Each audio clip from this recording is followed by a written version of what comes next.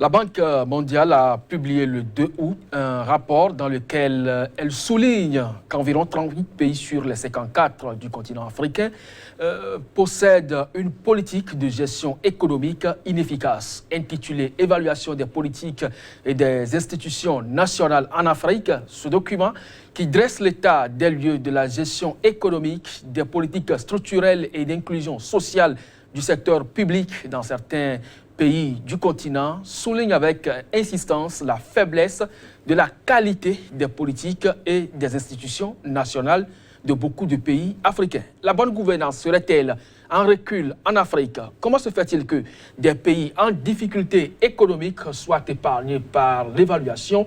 Quelle est l'objectivité et surtout la pertinence de cette évaluation? Bonjour et bienvenue dans votre émission Angle de vue. Évaluation 2016 de la Banque mondiale. La bonne gouvernance serait-elle en recul en Afrique? C'est le principal sujet de cette émission. Pour en discuter, je reçois pour vous Kazimir Pedjo, journaliste, économiste. Bonjour et merci de répondre à notre invitation. Bonjour Kodjovi. En face de vous, Gustave Assa, président du réseau Social Watch Bénin. Bonjour et merci d'être là. Merci beaucoup, merci M. Kodjovi. Bonjour à tout le monde, bonjour aux téléspectateurs. Voilà, avant donc de retrouver nos invités pour la discussion, la transition.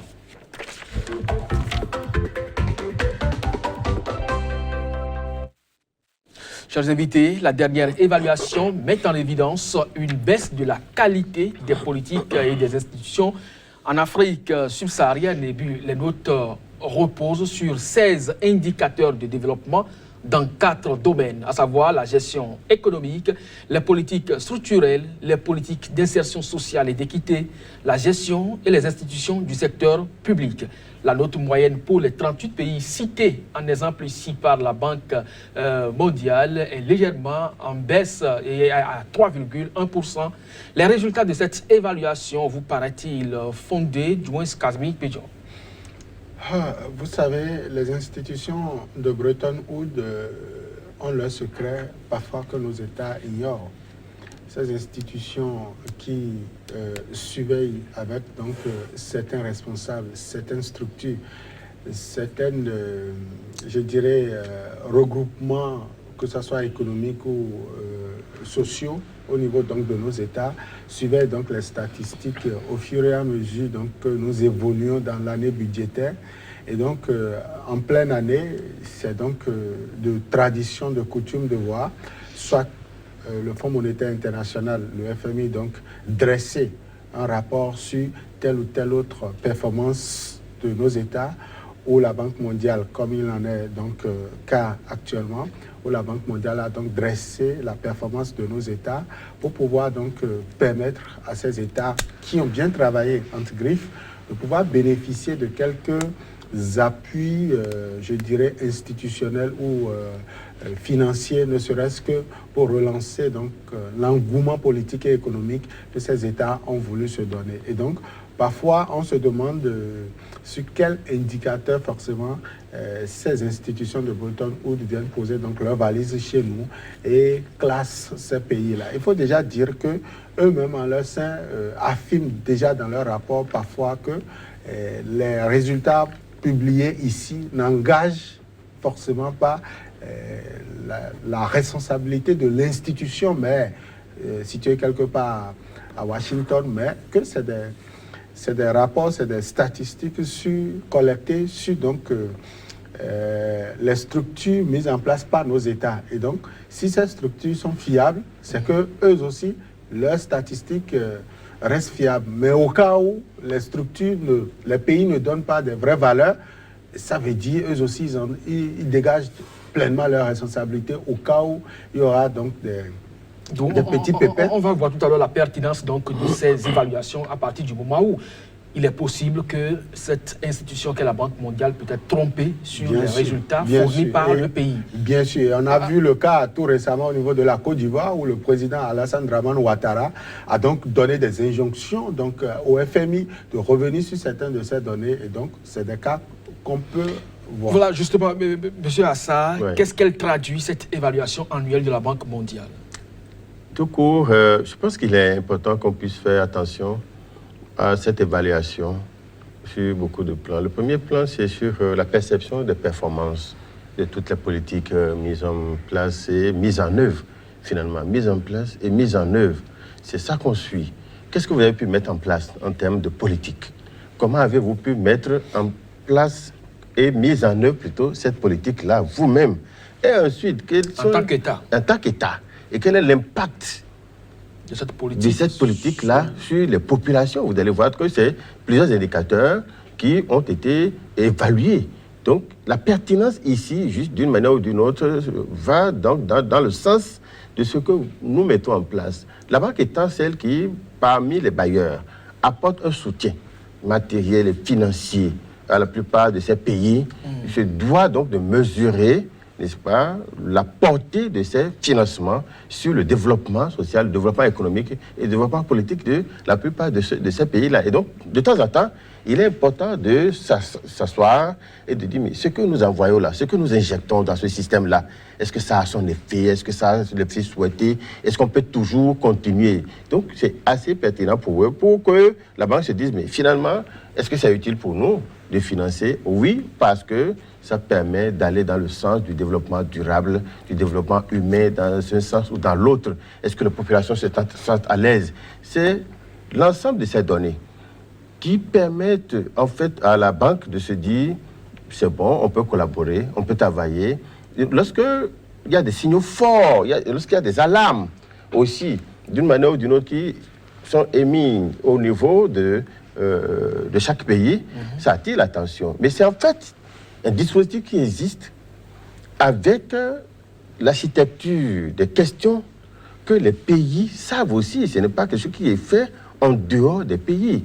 Et la plupart des informations, c'est certes des consultants qui sont dans les pays qui posent des questions, mais ceux qui répondent sont à la fois dans les services publics, au niveau du gouvernement, parfois dans la masse populaire, au niveau de la société civile aussi, qui font un suivi de ces politiques-là et qui ont une manière de renseigner ces données-là afin qu'on puisse juger d'une manière ou d'une autre, dans le sens ou dans l'autre. Voilà, Kassibi vient donc d'évoquer tout à l'heure le cas de la Côte d'Ivoire où le président a rappelé le Fonds monétaire international sur certaines données pour pouvoir réévaluer la Côte d'Ivoire en ces termes-là. Mais est-ce que vous pensez à partir de cet instant que la plupart de ces pays, aujourd'hui, il y a enclin à des conflits, la fiabilité des résultats fournis à la Banque mondiale? Non, on peut être en conflit.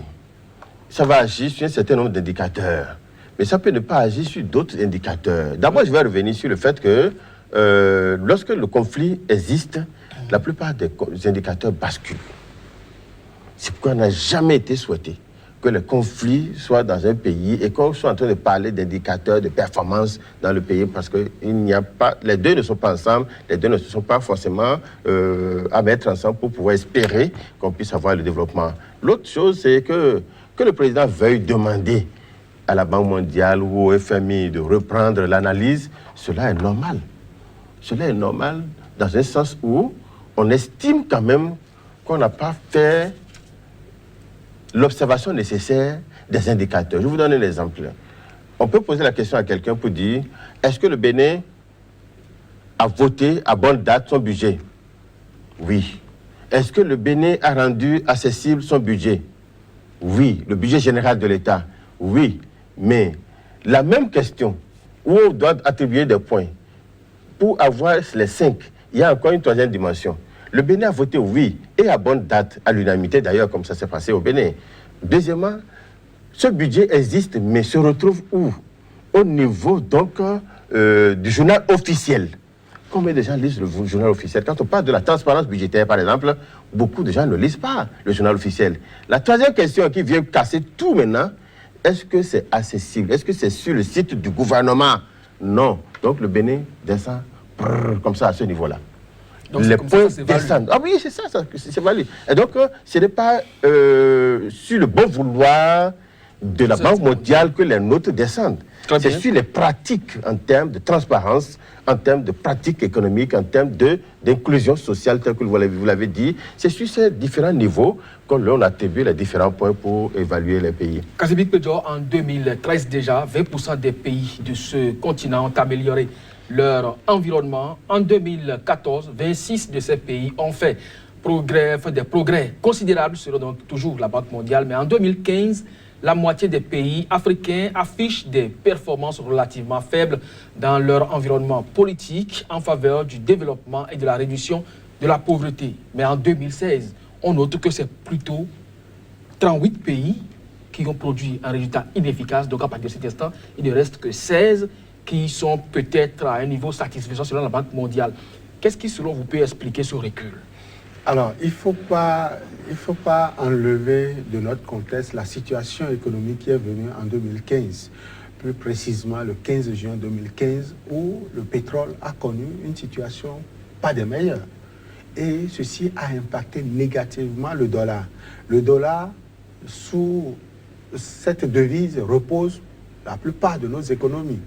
Quand je prends les pays que nous allons citer tout à l'heure, quand vous prenez le Rwanda, vous prenez le Bénin, tous ces pays africains reposent aujourd'hui leur économie sous le dollar. Et donc, lorsque le dollar chute, nos économies chutent. À plus forte raison, lorsque le baril du pétrole a chuté sur le plan international, toutes les économies étaient pratiquement à terre, au point où un pays comme le Nigeria, première puissance économique donc de l'Afrique de l'Ouest et de toute l'Afrique, a perdu son classement et s'est retrouvé comme le troisième après donc l'Afrique du Sud et l'Angola.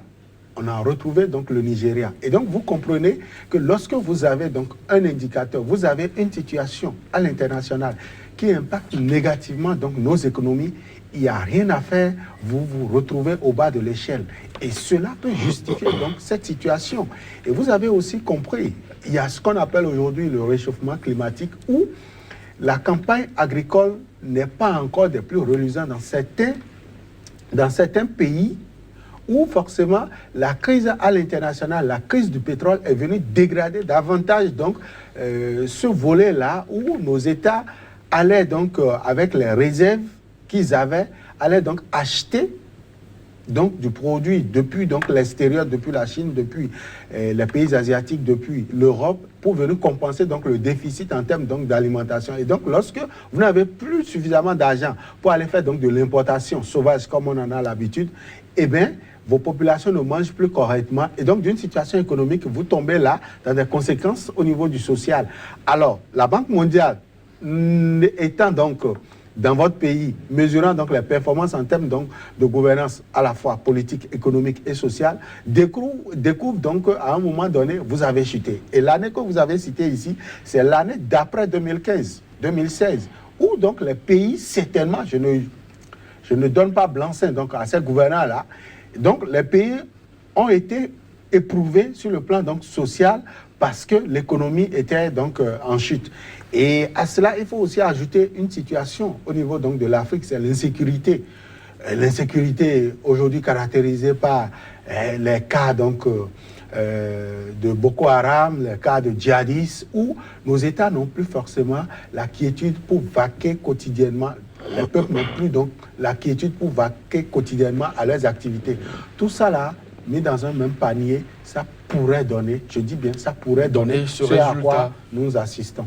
Gustave Vassa, est-ce que vous avez la même lecture? Absolument. Vous êtes responsable d'ONG, vous travaillez sur la reddition des comptes, en tout cas la transparence, la bonne gouvernance. Est-ce que c'est vraiment ce qui explique aujourd'hui ce recul qu'on note au niveau de la gouvernance en Afrique? Je pense qu'il est important de souligner déjà la perception vue par mon collègue sur l'environnement économique, avec les effets collatéraux, qu'on le veuille ou pas. Le Bénin se trouve par exemple dans une situation où, parce que le Naira a chuté, c'est l'un des facteurs fondamentaux, le Naira a chuté au Nigeria, ça agit sur le Bénin. Qu'on le veuille ou pas, il y a des éléments économiques sur lesquels, qu'on le veuille ou pas, qu'on mette en place n'importe quelle politique, on aura la chute d'une manière ou d'une autre. Deuxièmement, l'environnement mondial, tel qu'il a décrit la chute du prix du pétrole, et retenez également que dans le monde actuellement, il y a un semblant de guerre froide qui a commencé par donner une allure, qui agit forcément sur... Et puis la politique mondiale aujourd'hui... À quel niveau? Sur le continent africain ou... Non, j'ai dit sur le plan mondial. Sur le monde, regardez un peu le niveau de méfiance.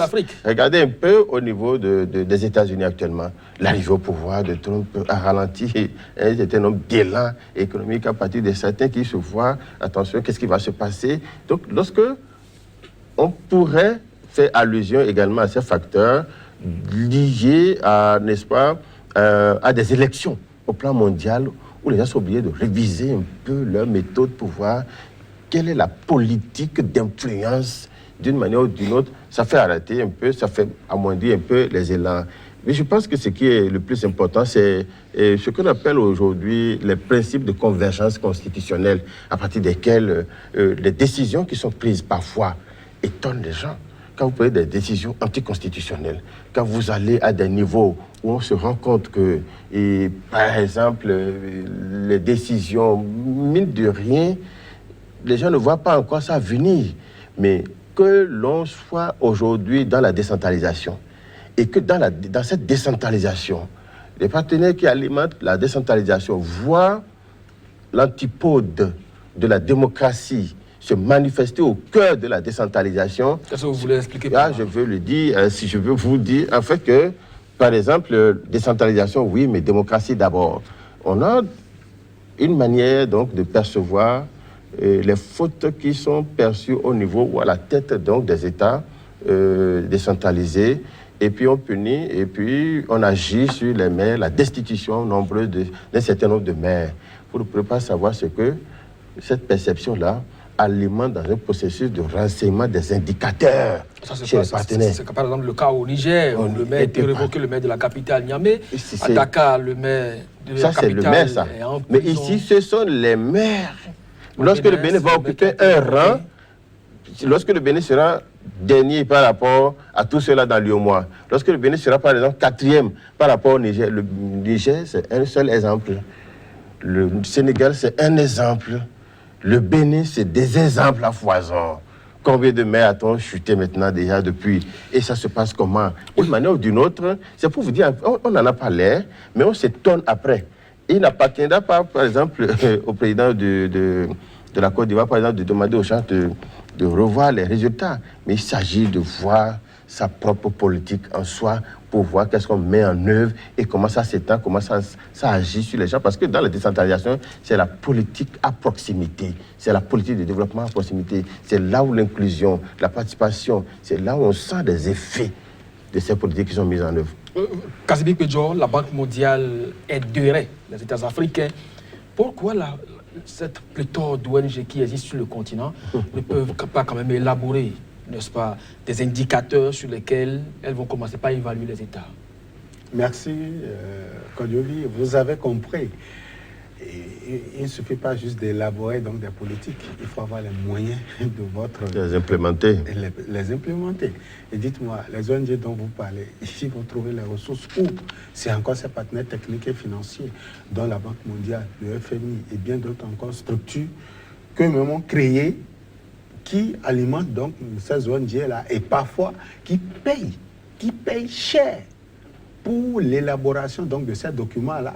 Et donc, lorsque vous finissez d'élaborer, il est de bon ton que ces institutions supra reviennent au pays pour mesurer un peu la performance donc de votre politique, de ce que vous-même vous êtes donné. Parce qu'il faut dire une chose, ces structures-là, ces institutions de Bretton Woods fonctionnent sur déjà ce que vous-même vous proposez, même si la politique paraît un peu comme du gendarme qui est en train de quadriller un certain nombre de plans macroéconomiques ou sur le plan politique.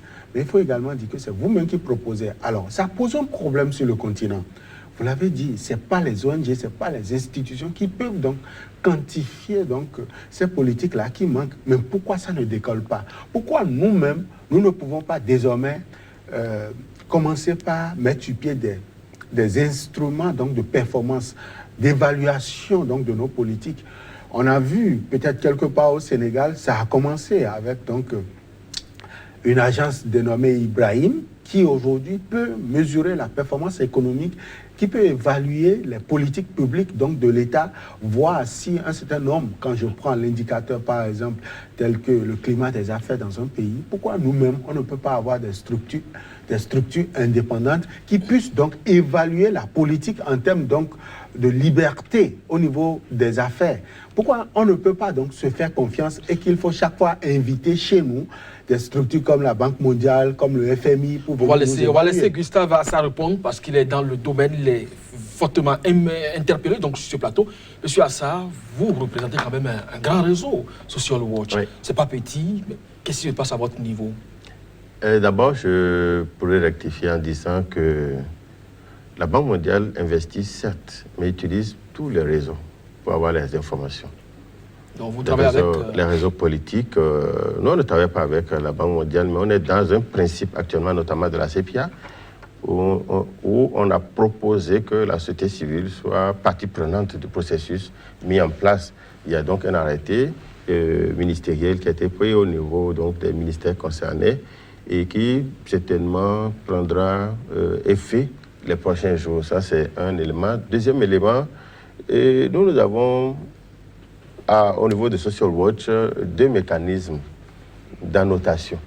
Nous avons les évaluations citoyennes, par exemple, sur lesquelles il y a un principe qui permet donc de mettre en place un dispositif où les parties prenantes s'annotent. La société civile peut noter le secteur privé peut noter la société civile, et la société civile et le secteur privé peuvent noter l'État peut noter les deux là. Et on sort un rapport et l'évaluation citoyenne sur la gestion, par exemple, de l'eau, de l'infrastructure, comme on appelle, de l'éducation et autres. Mais est-ce que ces rapports sont consultés, par exemple, par ces institutions? Absolument, c'est sur notre site. Cependant, ils ont leur mécanisme à part. La Banque mondiale a son mécanisme et qui n'exclut pas la société civile. La société civile a ses mécanismes d'information, des éléments de suivi des politiques, par exemple, au niveau donc des pays. Nous avons par exemple les rapports alternatifs que nous produisons chaque année. Nous faisons sortir ça, c'est sur nos sites qu'on peut consulter. Il faut comprendre qu'en réalité, ce n'est pas du ressort de la société civile, effectivement, de faire les angles de vue, les perceptions telles que cela se dit. Mais lorsqu'on met en place le dispositif, lorsqu'on rend, n'est-ce pas, on met en place le dispositif institutionnel qui puisse faire ce travail, on se spécialise. Mo Ibrahim, ils se sont spécialisés dans ce genre d'analyse. Le principe basé au CEPIA qui est à ce niveau dont vous avez parlé là, ils ont mis en place le dispositif. Chaque organisme, je dirais que chaque organisation ou chaque institution met en place un dispositif de lecture des indicateurs. Vous y travaillez, vous, aujourd'hui? Non, pas encore. Bien entendu, nous étions par exemple au Burkina la dernière fois avec la Banque mondiale sur comment évolue la perception générale. On a relevé un certain nombre de faiblesses. D'abord, le dispositif doit être rendu assez, doit être vulgarisé un peu plus que ça. Les gens doivent avoir une idée nette de ce sur quoi on leur pose des questions, mais il faut alimenter le contradictoire, ce qui est souvent rare. Est-ce que le contradictoire est alimenté? Est-ce que la banque vient, observe et puis écrit seulement? Si la banque vient, observe et puis écrit seulement, ce n'est pas bien. Il faudrait avoir un espace pour alimenter le contradictoire, c'est-à-dire les mi-évaluations et les évaluations finales. On doit pouvoir s'entendre sur « Ah, ça, on n'a pas dit ça, ça, on n'a pas dit ça ». Cependant, ce que nous faisons, c'est sur les indicateurs liés à la gestion axée sur les résultats de développement, la GRD. Ça évolue un peu au-delà de la GAR. Et donc, à partir de là, on évalue les capacités en GRD, les capacités en gestion de la plupart de ces ministères. On vient de finir une étude comme ça, là, qu'on va certainement publier sous peu. Et ça, ce n'est pas nous, ce n'est pas la société civile encore, c'est le gouvernement qui a demandé, c'est la BAD, par exemple, qui a mis en place un processus qui engage la société civile à faire cette observation parce que lorsque l'État le fait, lorsque les institutions le font, lorsque la Banque mondiale le fait, on a certainement l'assurance qu'il peut y avoir un parti pris quelque part. Mais lorsque la société civile ou le secteur privé associationnel se met dedans, ce secteur privé... Encore que la société civile en Afrique aujourd'hui a des couleurs. Casimir Non, ça, c'est Kodjo, ce que vous le dites spécialiste, économiste. Alors, Qui n'a pas de au plan de la gestion économique, pourquoi? Est-ce que vous avez, au fil des résultats qui sont là, est-ce que vous avez l'impression qu'effectivement, l'Afrique est à la traîne, la plupart de ces États subsahariens? Je trouve plutôt un contraste. Chez nous, en Afrique, nos pays, c'est Chine, développent des financements pour former donc les cadres, pour former donc les Africains au prix d'or. Mais on n'a pas le retour. Vous savez, ce n'est pas des cadres qui manquent à nos États. Mais quand il s'agit de mettre sur pied une structure, par exemple, pour pouvoir coordonner donc ces résultats, vous constatez que nos cadres ne sont pas à la hauteur de la mission qu'on attend d'eux. Et ça pose un problème.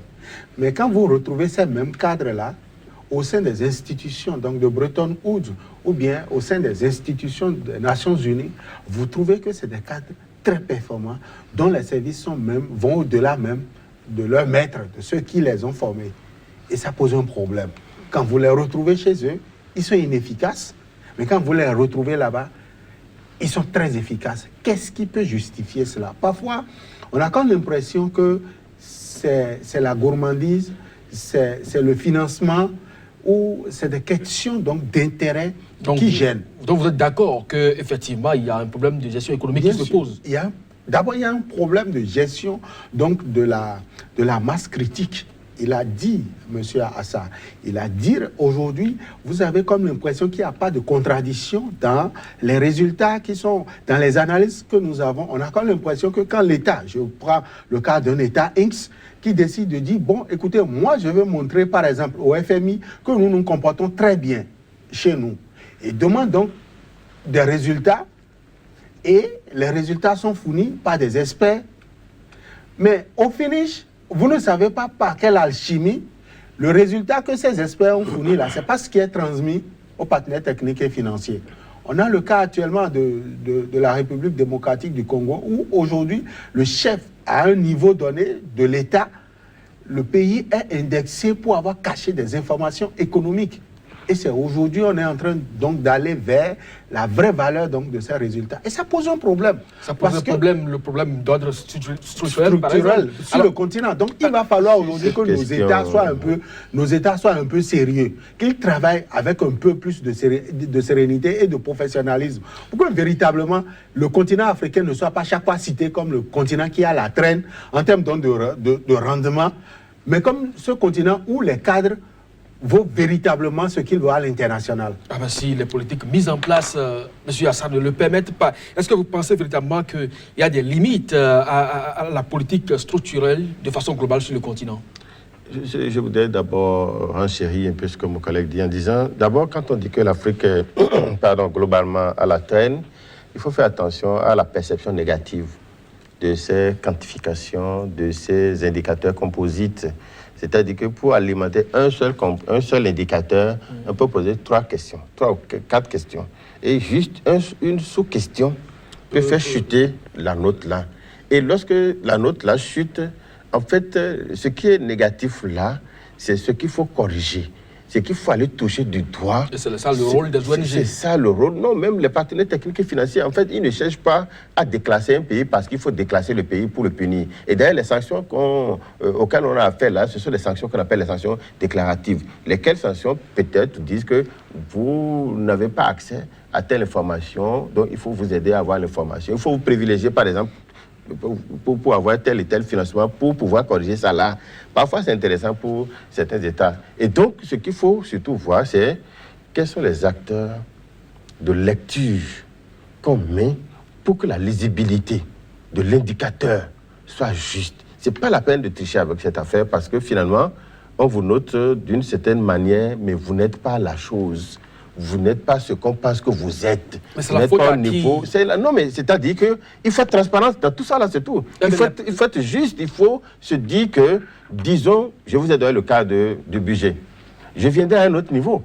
Maintenant, c'est-à-dire, est-ce que le budget est voté à bonne date? Oui. Est-ce que le budget existe sur le journal officiel? Oui. Est-ce que c'est sur le site du gouvernement? Non. Ensuite, on viendra à l'année budgétaire. L'année budgétaire, on a une année budgétaire bizarre. Ça commence où? Ça finit où? Vous voyez, lorsque vous venez là encore, si vous donnez une bonne note là, alors que les partenaires veulent vous amener à quitter les années budgétaires bizarres, vous allez avoir 5 sur 5 là, mais vous ne valez pas 5 sur 5. Donc vous trichez avec vous-même, c'est-à-dire vous cachez vos plaies et après ça va devenir ce qu'il faut pour qu'on puisse couper le pied. Vous allez être estropié dans le système au plan mondial. Ce n'est pas bon. Il faut donner les informations. Les réformes, oui. Ce sont ces indicateurs bien annotés qui induisent les réformes qu'il faut. Parce que lorsque vous avez 5 à la place de 2, par exemple, pour noter cet indicateur, on dit non, ils ont 5, ça va. Vous ne pourrez pas participer à des réunions où les réformes en profondeur pourront être prises au plan planétaire, au plan régional, au plan africain, au plan national. Alors que vous êtes pourtant concerné. Vous êtes concerné par cette affaire. D'abord, vous n'y allez pas. Et même quand vous êtes concerné, vous devez aller à ces réunions, vous n'envoyez pas des cadres compétents. Oui, ça va, c'est bon, toi tu as voyagé hier, bon, l'autre, moi je n'ai pas voyagé, on s'accommode un peu, on s'acoquine un peu sur certaines réalités. Non, il faudrait avoir les réformes requises comme il le faut. Mais le grand problème qu'on a aujourd'hui en Afrique, pour la plupart de ces pays-là, les mécanismes de redevabilité ne sont pas mis en place, ou c'est en place et ce n'est pas respecté. À partir de ce moment-là, comment allez-vous pouvoir justifier les ressources qui vous sont... Parce que le FMI met 2 millions à votre disposition. Vous avez dépensé et vous avez même demandé des avenants. C'est allé à 2 500 000. Mais vous vous rendez compte à qui? Ensuite, comment on peut vérifier? Comment on peut faire le suivi d'impact? Et nous, la société civile peut contribuer à faire le suivi d'impact local participatif. C'est-à-dire, on va vers les populations. On a dit 10 poteaux électriques. Est-ce que les 10 poteaux sont installés? Nous, on est que oui. C'est la première question, c'est le premier niveau. Est-ce que les ampoules sont placées? Oui. Est-ce que le courant circule? Non. La note chute. Parce qu'on ne finira pas dire que ce sont des poteaux électoraux, parce que c'est à l'approche des élections qu'on a placé ces poteaux-là. Et à partir de ce moment-là, l'incidence qu'il faut au niveau des communautés n'existe pas. Les gens continuent de circuler, n'est-ce pas, dans l'obscurité, les serpents, les modes encore, et ainsi de suite, ainsi de ça. Donc, il faut que l'on ait certainement des réformes appliquées, effectivement, sur les vrais problèmes, les vraies difficultés, ce que nous aimons cacher. Et il n'y a pas de niveau d'influence qu'il faut exercer pour avoir une bonne note. Non, au contraire. Kasibik Pedjo, la question structurelle se pose vraiment? Bien sûr, je vais donner, pour enfoncer le clou, je vais donner un exemple. Ah bon. On a vu donc sous le régime de Boni Yayi, on a vu l'élan avec lequel le gouvernement et son leader Boni Yayi ont travaillé pour que nous ayons de meilleures notes au niveau de Doing Business, qui est une performance aussi de la Banque mondiale, par exemple, où on note les pays à la fin de l'année, précisément dans le mois d'octobre. Boni Yayi s'est échiné pour que nous ayons de bonnes notes. On a corrigé un certain nombre de choses, on a créé des structures, on a engagé des réformes. On est même allé loger une structure à la présidence gérée par le fils aîné donc du chef de l'État à la présidence, où en son temps, ce n'était pas la communication qui manquait pour montrer que le Bénin, c'était le seul pays au monde, en tout cas pour le compte de l'Afrique, c'était le seul pays où les investisseurs pouvaient venir poser leurs valises. Mais alors, lorsque les entreprises sont créées, d'abord, il faut déjà dire que c'est au niveau de Cotonou seul, ces indicateurs, cette réforme a pris en compte seulement la ville de Cotonou. Or, vous avez des entreprises qui sont peut-être quelque part à Porto-Novo, à Parakou, un peu partout dispersées. Eux ne sont pas pris en compte, c'est seulement Cotonou. Déjà, alors, lorsque vous venez maintenant à ces entreprises qui ont été créées, quand les structures de la Banque mondiale sont venues maintenant en 2017, ils sont en train donc d'enquêter sur les entreprises, sur la vitalité, sur le taux de mortalité, si vous permettez, de ces entreprises, on remarque que le taux de mortalité est des plus élevés. On ne retrouve plus ces entreprises qui ont été créées à grands frais. Est-ce que c'est la faute au gouvernement? Bien sûr, c'est leur faute. Et c'est ce que M. Assad disait tout à l'heure, parce que ces réformes n'étaient pas adaptées pour un contexte donné. On devrait normalement travailler pour voir comment est-ce qu'on peut faire partir les entreprises de l'informel vers le formel. On n'a pas travaillé sur cet indicateur-là. Mais on a dit, écoutez, venez. Les gens sont allés sans pouvoir mesurer l'impact de la crise. Et aujourd'hui, on ne retrouve plus ces entreprises-là aujourd'hui sur la plateforme. Et ça pose un problème. C'est d'ailleurs pourquoi on a dit, on a travaillé, mais à la fin, on trouve que le taux de pauvreté, au lieu de diminuer, a augmenté. Au point où le Bénin aujourd'hui est passé, je crois, de 35% de taux de pauvreté à 41%. Et tout le monde s'alarme, on dit, mais pourtant, on a octroyé des crédits aux bonnes dames pour développer leurs entreprises. Voilà les véritables raisons donc de cette pauvreté institutionnelle que nous avons au niveau de nos États. Monsieur Assa, en tant que responsable d'ONG, que dites-vous des politiques d'insertion sociale surtout? Parce que c'est ça qu'Azbi est en train d'indexer là sur le continent. D'abord, il faut reconnaître que sur le Doing Business, ce cabinet installé au niveau de la présidence a fait un bon travail contrairement. J'ai plutôt un point de vue différent et assez corsé sur cette affaire parce qu'ils se sont mis en place, ce cabinet dirigé par le fils de Yahi Boni, vous avez dit, pour renseigner les indicateurs notamment de Doing Business parce que là, on a toujours vu Doing Business comme n'étant pas en mesure de collecter les vraies informations et les bonnes informations de notre pays. Lorsque ceux-là ont été là, ils ont pu amener les gens pas à pas. C'est vrai que ça n'a pas pris beaucoup de temps avant que l'actuel régime vienne et dise, bon, c'est fini, rompez les rangs. Si eux, ils rompent les rangs, quel est le mécanisme de suivi qu'on a mis en place pour les entreprises créées? C'est d'abord ça. Les entreprises créées ont quelle viabilité? À partir du moment où la structure chargée d'aller là-bas peut, n'est-ce pas, faire un travail. Ce qu'il y a maintenant entre le conjoncturel et le structurel, c'est qu'on s'attarde beaucoup plus sur les conjoncturels pour pouvoir régler un certain nombre de choses, lesquelles ne sont pas forcément inscrites dans la logique du structurel, c'est-à-dire quelles sont les réformes qu'il faut, quels sont les types de politiques qu'on a mis en place, comment on alimente cette politique-là, comment est-ce qu'on constitutionnalise certaines démarches pour pouvoir sécuriser, n'est-ce pas, le secteur privé marchand, à partir desquels les gens aujourd'hui doivent se dire, mais écoutez, voilà ceux-là, voilà comment on vivait, voilà comment on a des difficultés, et puis voici comment ça peut aller. Les microfinances aujourd'hui devraient, si l'actuel régime a trouvé bon d'y aller encore. Nous n'allons pas focaliser cette question-là sur le Bénin forcément. Non, je dis, sur le plan global africain, est-ce que vous pensez que les questions de l'insertion sociale sont prises en compte par les gouvernants? Aujourd'hui, la difficulté que nous avons, c'est d'abord depuis la formation. En Afrique tout entière, le plan de dividendes démographiques met l'accent sur le choix de la formation. Des filières de formation. Des filières de formation.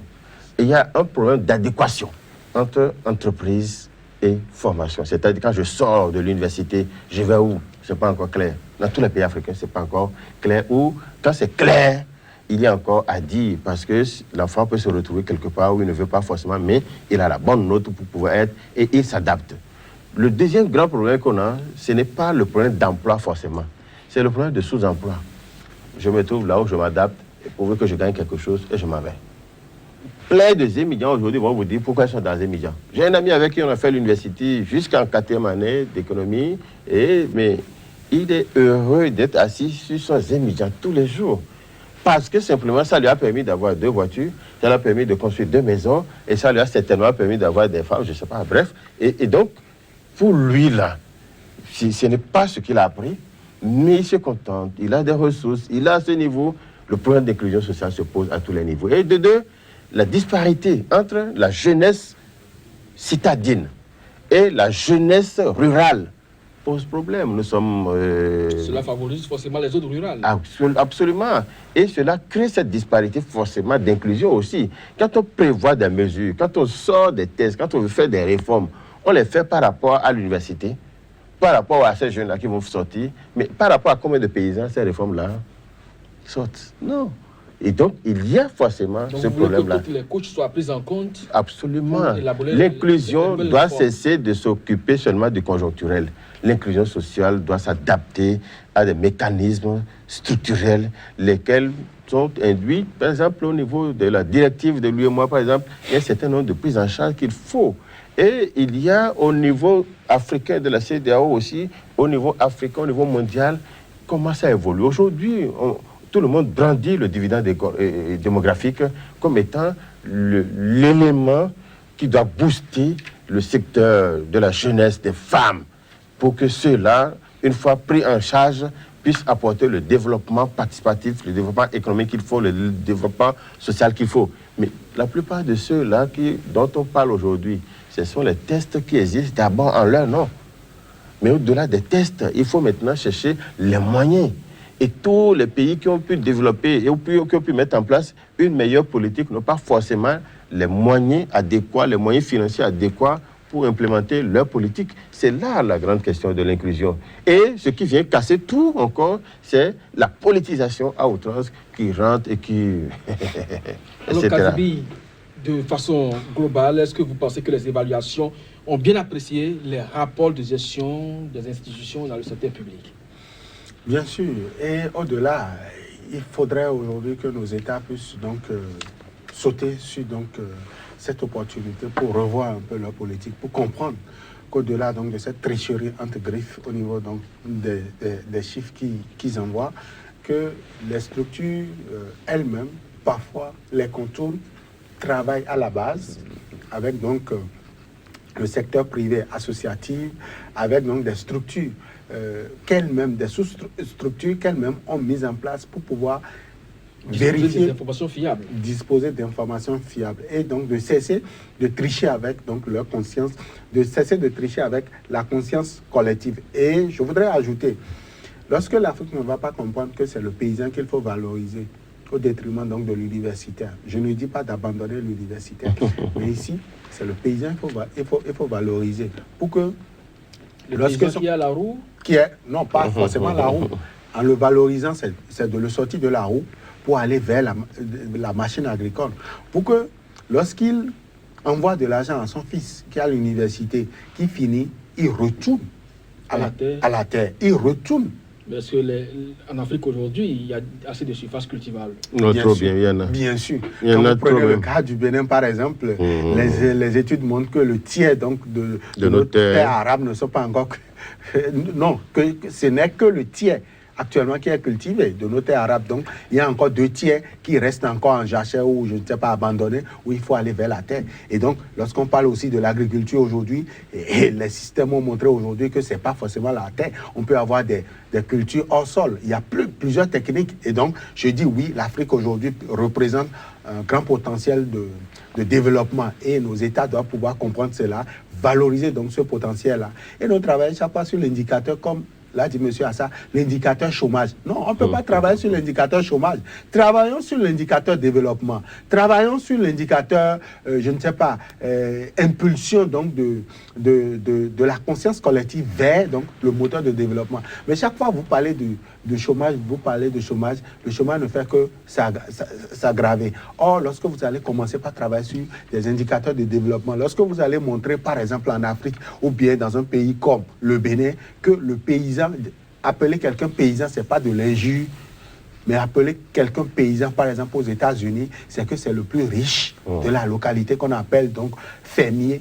Quand vous allez commencer par travailler sur ces indicateurs, vous allez voir les jeunes ruraux qui vont, pour des études certainement, reviendront à la terre pour davantage développer donc, le potentiel agricole. Et donc, c'est en faisant cela que vous allez commencer par corriger des indicateurs de performance. Parce que quand moi je lis le rapport, par exemple, le rapport dit par exemple que la CPIA évalue donc la performance et les défis des pays pauvres afin de déterminer l'allocation de prêts à taux zéro.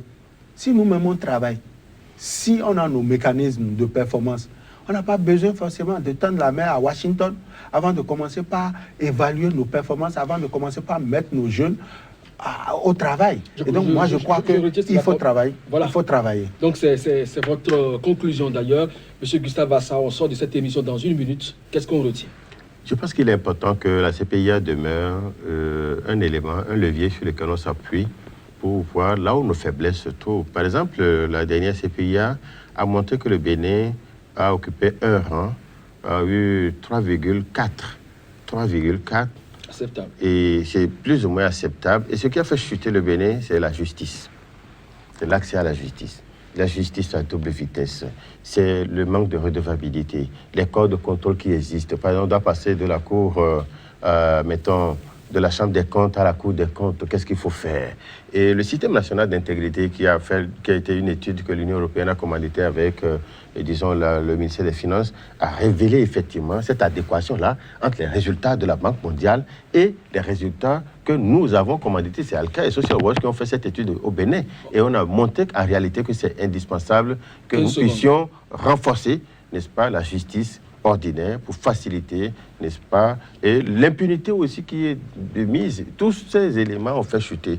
Donc le structurel, yes, mais il faut qu'on travaille sur nos faiblesses pour être sûr que, au-delà de l'annotation qu'on nous donne, mais c'est la réalité au quotidien. Qu'est-ce que les Béninois vivent? Qu'est-ce qu'ils vont devenir après ces études-là? Voilà, merci donc à vous, Gustave Assa. Qu'est-ce que les Béninois vivent? Qu'est-ce qu'ils vont devenir après cette étude? Ça, c'est votre lecture en tant qu'acteur de la société civile pour apprécier ce rapport de la Banque mondiale qui estime que la gouvernance en Afrique a connu de recul. Merci à vous, Casimir Pédior, journaliste économiste. Merci d'avoir partagé également vos réflexions avec nos téléspectateurs, à chacun et à tous, de faire donc son opinion sur cette évaluation de la Banque mondiale. C'était votre émission Angle de vue sur SICA. Je vous remercie de l'avoir suivi et à très bientôt.